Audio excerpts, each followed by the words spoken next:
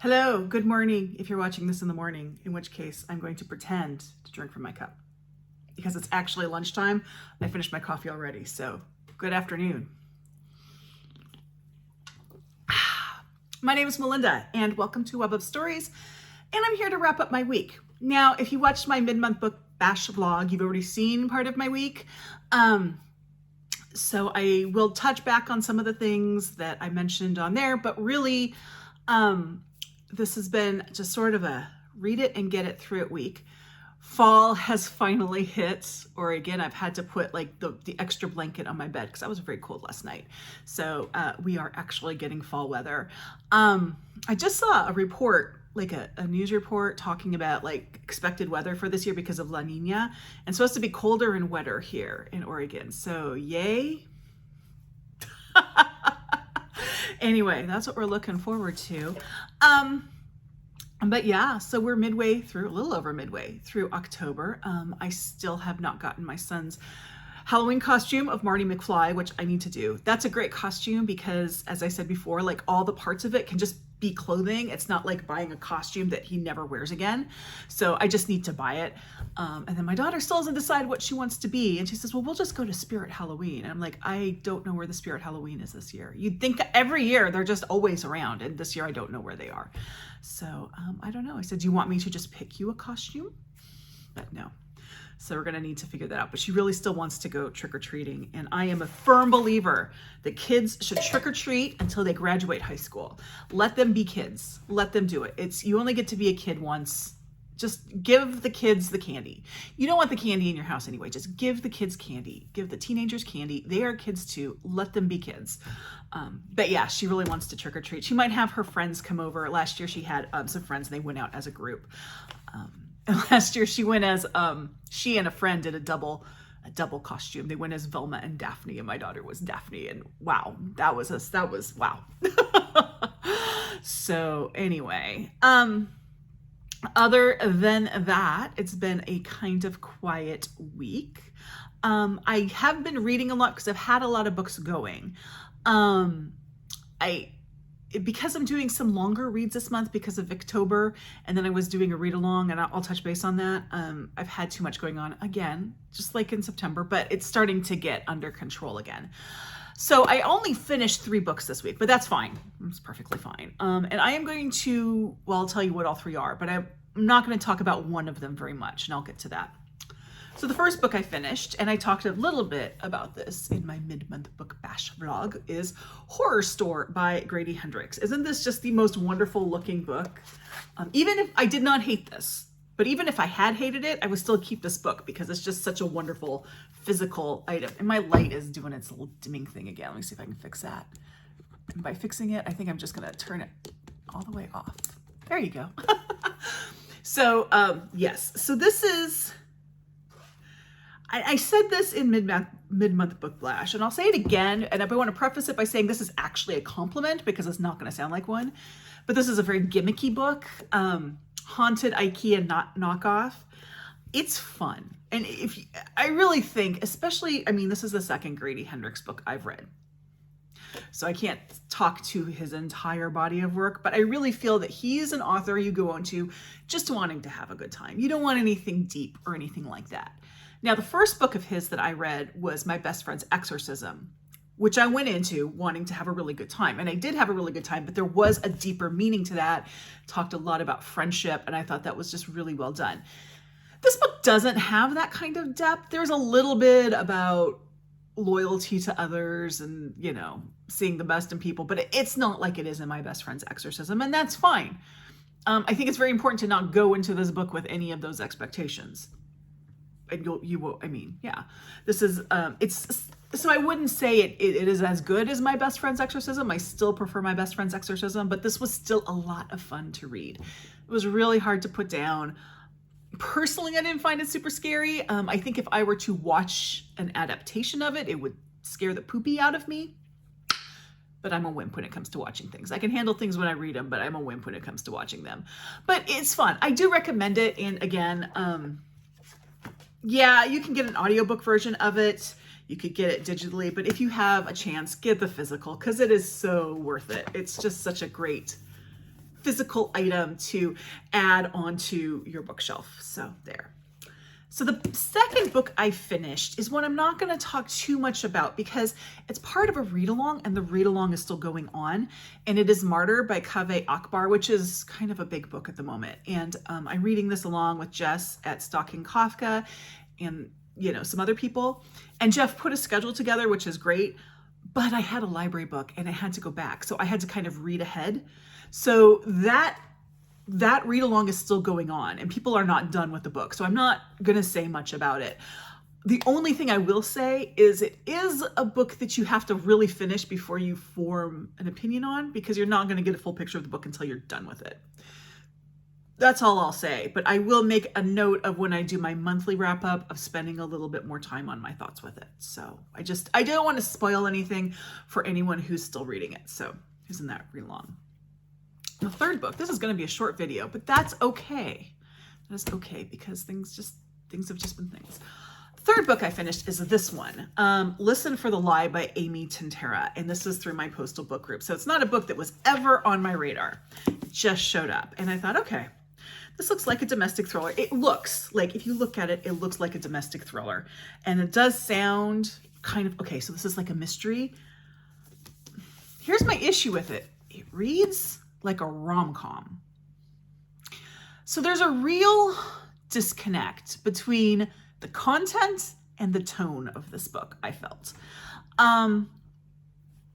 Yeah, to be fair, I laughed in this book. There were funny parts in this book. I did get a little sick of the main character and constantly talking. She constantly says, well, I just keep making bad choices. And I just want to say, well, then stop.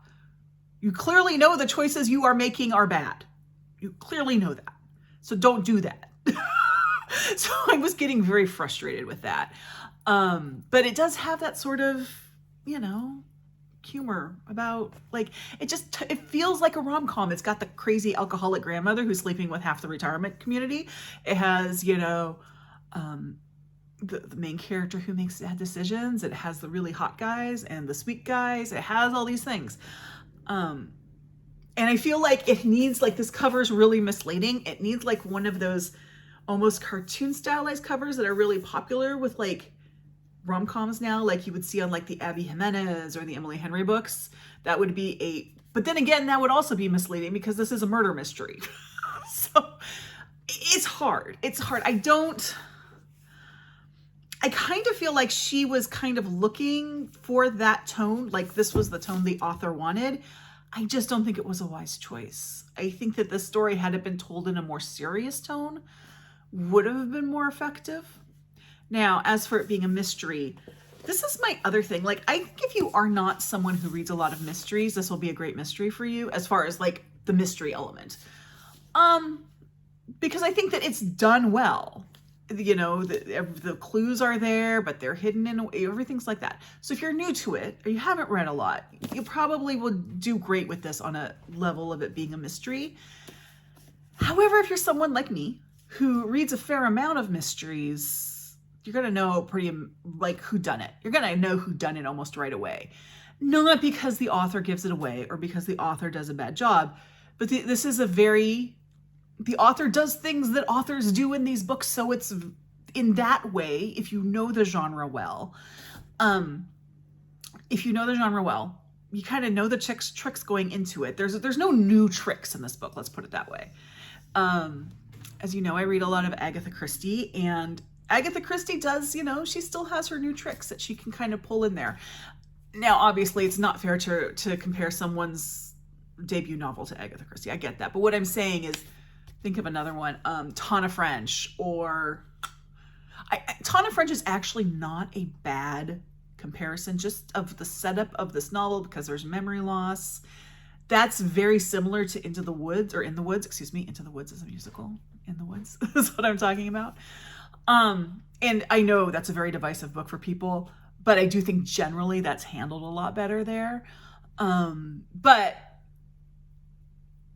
Tana French, you know, she's writing in the same genre, but she just elevates those tools that the writers have to a different level, which makes it surprising to the reader. And I just don't feel that that's there with this. It is, however, a debut novel. So is it? Yep, this is her debut novel. So, you know, I would give her a pass for that on the mystery side. I still think that maybe mystery is not the genre she should be writing. I think maybe rom-coms is where this author really needs to be, because I was like, what am I reading? I feel like this should be a rom-com, and yet there's murder. So I don't know.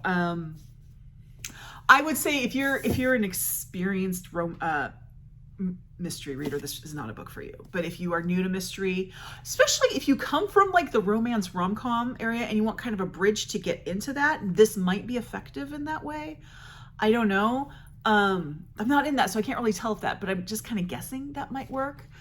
And maybe I'm just being persnickety about like the tone. I don't know. But yeah, so that's kind of what I felt for that. So those are the 3 books I finished. I don't usually go through kind of what I'm reading. I'm not going to completely do that here. But this is a short video, so I will let you know. I am still working on my Victober books, which are Study in Scarlet by Arthur Conan Doyle, which I am reading for Alice. It's the Alice prompt. I have never read Sherlock Holmes before, and I'm enjoying it. I am reading it on the Serial app. If you guys don't know what the Serial app is, you might want to look into it. It's a free app. And what it has is, it has a lot of, not all, and I will tell you how not all in a second, has a lot of books in the public domain, so classics. And then what it does is it sends you like a snippet, like 10 to 15 minutes worth of reading. I read faster than that, so I get it done a little quicker, but each day. So you get a little bit each day. Now, I have read Middlemarch through this. To be fair, probably not a wise choice, but it is a nice way to kind of handle this. I read Huck Finn this way, and it was great. It's working really well for Sherlock Holmes. I am a little irritated because sometimes it breaks like in the middle of a chapter, but that's fine, whatever. I would not do really long books on it, like Middlemarch. I think that I did not have a great experience with Middlemarch, and I think part of it was because I read it on the serial reader. I also wouldn't read anything in translation on it because we'll say, for example, the Count of Monte Cristo. The Count of Monte Cristo is in the public domain, but not all translations of it are in the public domain. So this will have a translation that is in the public domain, which is probably not a very good translation. So I wouldn't recommend reading anything that's in translation on it. I do find like shorter works work really well. Last year I read the True Story. It was by L. Frank Baum, like the True Story of Santa Claus or something like that. He wrote a Christmas story, and it was a perfect little way of doing it. A Christmas Carol is great on it. There are some slave narratives if you're looking to read those. So there's lots of things like that, and you can search pretty easily to see what they have. Again, not everything is on there, and I'm going to bring that up because, and I will touch on this again when I do my book haul. The other book I'm reading for Victober is The Professor by Charlotte Brontë, and I will have thoughts on it. Just telling you, there will be thoughts. Now, this is a reread for me, also interesting situation. Somewhere in my house, I have the print copy that I bought years and years and years ago, but I can't find it. Also, probably would not be able to read it because my eyes. I had purchased an ebook copy of it through Kobo like a year ago. And when I went to start it, I couldn't access it. I was like, this is so weird. I know I have this. It wasn't on my Kobo anywhere. I kept syncing it. It wasn't showing up. So I went online into my Kobo account and it was there. So I tried to open it on my computer and it said, this no longer exists. So thank you. That's gone. It bleeped. They're just say low. That's a danger with ebooks. So I thought, okay, fine. I will get it on Serial. Well, it's not on Serial either. So I think it's the one Brontë novel that's not on Serial. I think it's the one Brontë novel that you can't find on there. So I ended up having to buy another ebook copy of The Professor. And it really kind of infuriated me. But anyway, that's neither here nor there. I'm working on The Professor. I will have thoughts on that one. And I mentioned in my mid-month book bash, but that I've been reading My Wives Under the Sea. To be completely honest, I put that aside a little bit while I finished Martyr because I had a deadline on it. But I'm done with Martyr now, so I'm going to bring Our Wives Under the Sea back into it again. So I'll be finishing that one pretty soon. But anyway, yeah, that's my week. There you go.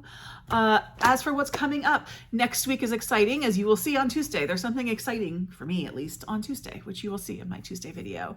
And then on Thursday, I don't have the book here. Oh well. It's also red. I have like red books here, but I don't have the red book I'm looking for.